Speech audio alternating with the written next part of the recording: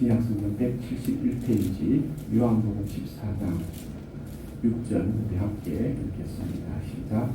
예수께서 이르시되 내가 곧 길이요 진리요 생명이니 나로 말미암지 않고는 아버지께로 올 자가 없느니라. 아멘.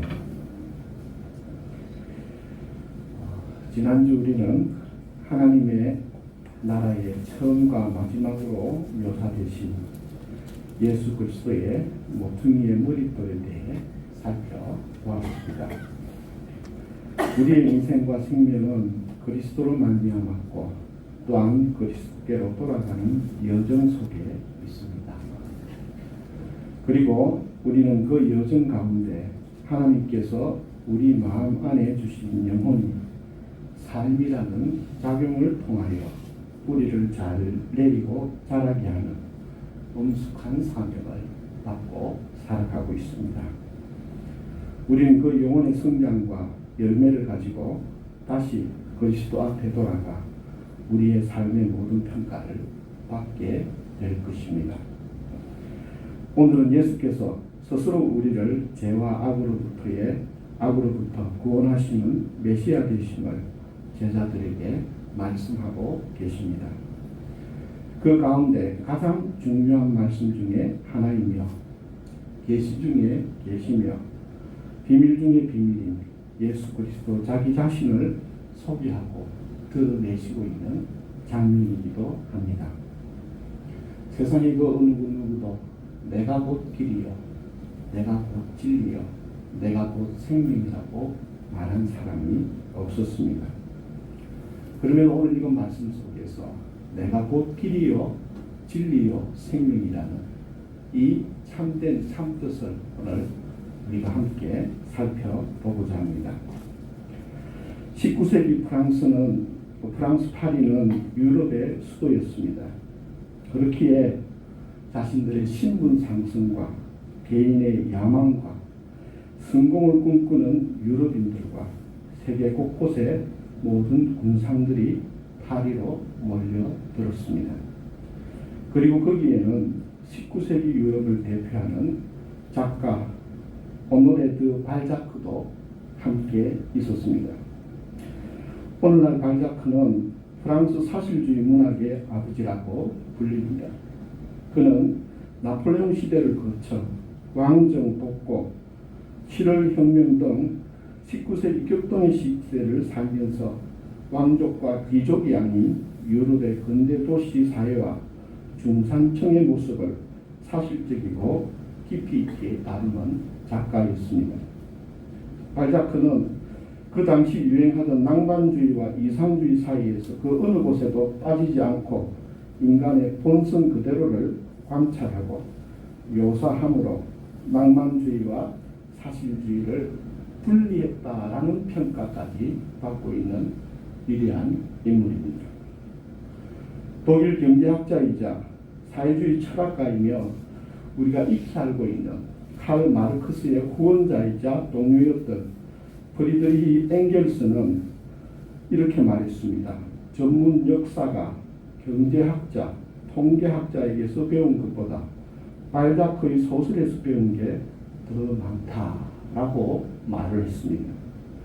그런가 하면 사실주의 문학의 창시자이며 글작 오바리 부인을 통해 당대 부르주아 계층의 태폐와 부패들을 사실적으로 묘사한 후 이 소설로 사회 풍속을 해쳤다는 이유로 법정에 고발되기도 했던 플로베르는 발자크를 자신이 살던 시대를 철저히 이해한 인간이라고 평가를 했습니다. 또한 산부인과 의사였으며 1차 세계대전 동안에는 비밀요원으로 활동하며 대표작 인간의 굴레를 쓴 서머십 몸은 발자크를 이끌어 천재라고 주저없이 부르고 싶은 몇 안 되는 소설가라고 말을 했습니다. 발자크는 고리오 영감이라는 작품으로 우리 한국에 익숙한 작가입니다. 이 작품은 19세기 당시 욕망의 도시 파리의 민낯을 그대로 보여주고 있는데 그 이야기의 배경과 줄거리는 도케르 여인이 운영하는 도케르관이라는 화석집을 중심으로 전개되고 있습니다. 이 소설이 그의 다른 작품들보다 전 세계적으로 유명하게 된 이유는 발자크가 이 소설에서 All is true라는 말을 하면서 모든 것은 진실이라고 언급한 것처럼 이 이야기 안에 담겨있는 모든 내용들은 그 당시의 모습들을 있는 그대로 묘사하고 있기 때문입니다. 도케르관에는 다양한 배경과 직업을 가진 사람들이 모여 있었습니다. 도케르관에 모이던 사람들은 각자 다 처한 자신의 불행과 가난과 벗어나고자 하는 어떤 자신의 목적들, 그 모든 것들을 열정으로 품어내고 있는 것으로 묘사되고 있습니다. 그리고 이들이 멈추지 않고 뿜어내는 이 욕망의 열정을 유지하는 원동력은 다름이 아닌 타인의 삶과 자신의 삶의 비교였습니다. 20세기를 대표하는 문화인류학자 르네 지라르가 말한 모방 욕망과 같은 내용입니다. 자기보다 우월하다고 여겨지는 타인의 위치에 거기에 닿고자 하는 욕망, 훌륭하게 보이는 타인처럼 되고자 하는 모방 욕망입니다. 그래서 가만히 들여다보면 등장인물들 모두가 자신에 관한 것보다 타인을 의식하고 살아가고 있다는 공통분모가 그 안에 자리 잡고 있습니다. 다른 이들과의 비교를 통해 자신의 존재감을 확인하고 다른 이들의 시선에 의해 자신의 행위를 연출하며 다른 이들의 판단과 인정을 얻기 위해 자신의 모든 에너지를 쥐어짜며 나보다 더 나은 자를 닮고 모방하기 위해 자신의 양심과 윤리를 팔아먹는 인생살이는 지금도 여전히 우리 삶 속에서 반복되고 있는지도 모르겠습니다. 그리고 소설 속 내용과 큰 차이 없이 우리는 담고 싶었던 다른 일을 담게 되었지만 역설적이게도 전혀 행복하지 않고 자신의 삶에 만족하지 못하며 겉으로 드러난 화려한 모습과는 달리 그 이면에는 여전히 온갖 두려움과 불안이 감추어져 있고 진정한 자기 자신의 문제는 해결되지도 않고 성장하지도 못한 추악함과 더러움의 악취를 그대로 풍기고 있는 더 곪고 더 타락하여 더 이상 인간이라 볼 수 없는 괴물을 닮은 영혼을 소유하고 있는지도 모르겠습니다.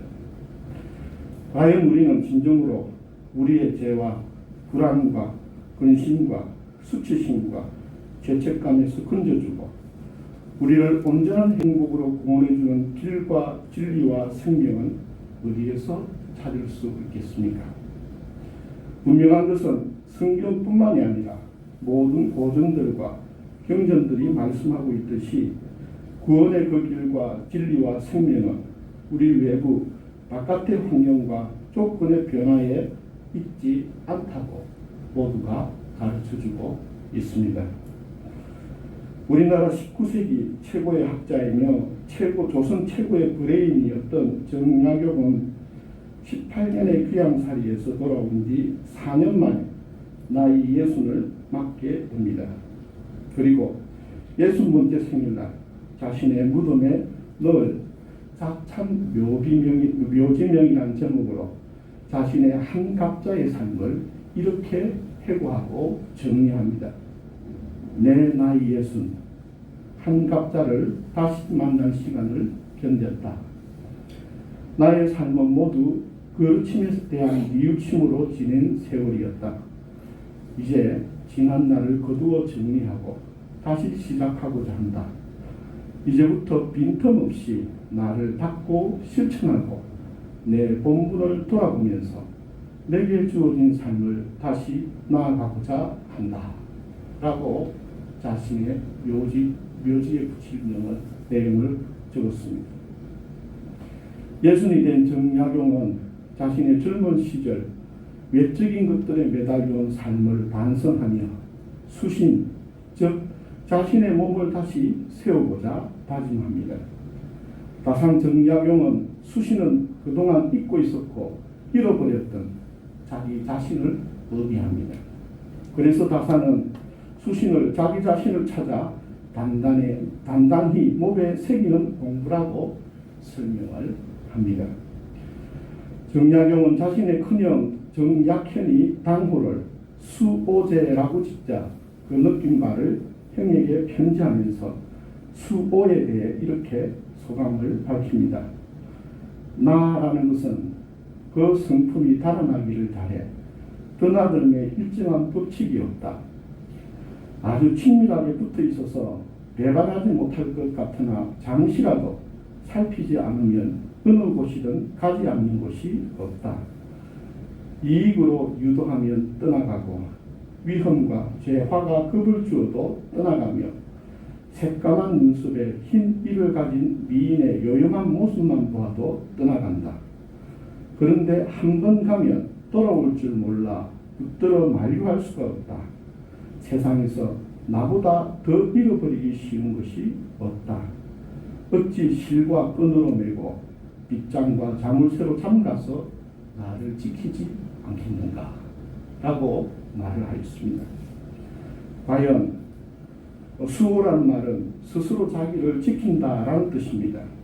정약용은 자기 자신의 마음과 몸을 세우는 것이 수신이며 스스로의 삶을 성찰하고 삼가는 것이 수호임을 자신의 자식들과 제자들에게 끊임없이 강조하였습니다. 과연 우리의 인생과 영혼을 구원할 길은 어디에 있고 진리는 어디에 있으며 영생은 어디에 있겠습니까?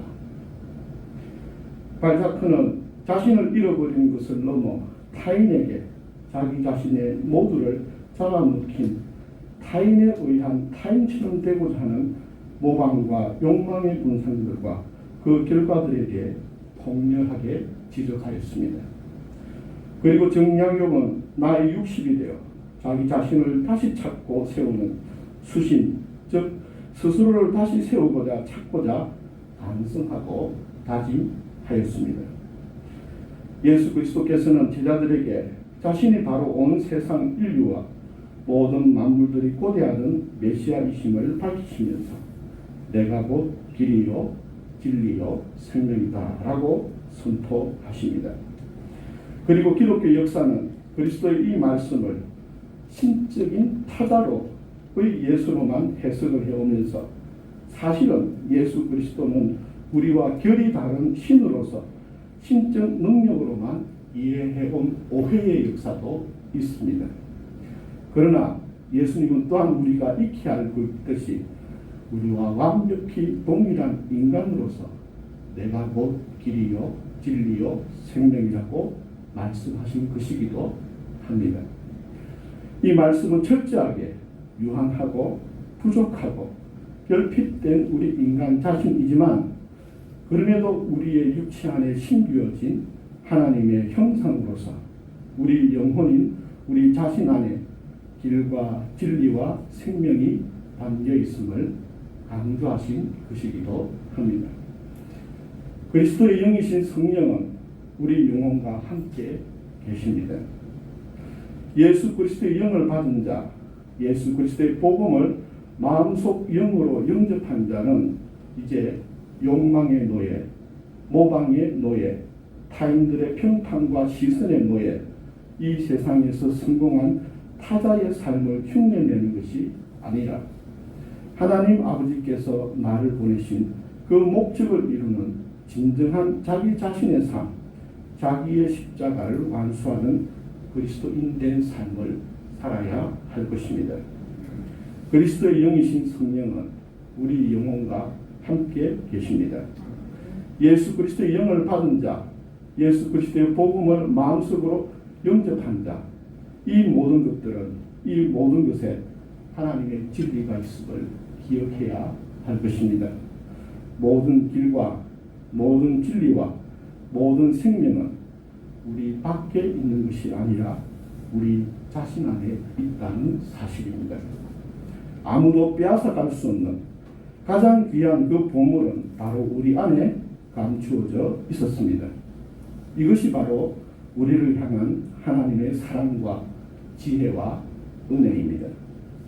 우리 안에 곧 길이요 진리요 생명이 있음을 잊지 마십시오. 내 안에 계신 예수 그리스도의 길, 내 안에 뿌리 내린 예수 그리스도의 진리, 내 안에 살아 역사하고 있는 예수 그리스도의 생명을 찾고 구하고 붙들으십시오. 바깥에 있는 것들을 모범과 모델로 삼지 마십시오. 나에게 주시는 하나님의 그 음성을 귀 기울여 들으시길 바랍니다. 바로 그 길, 그 진리, 그 생명이 우리 자신이 되어야 함을 말씀하고 있는 것입니다.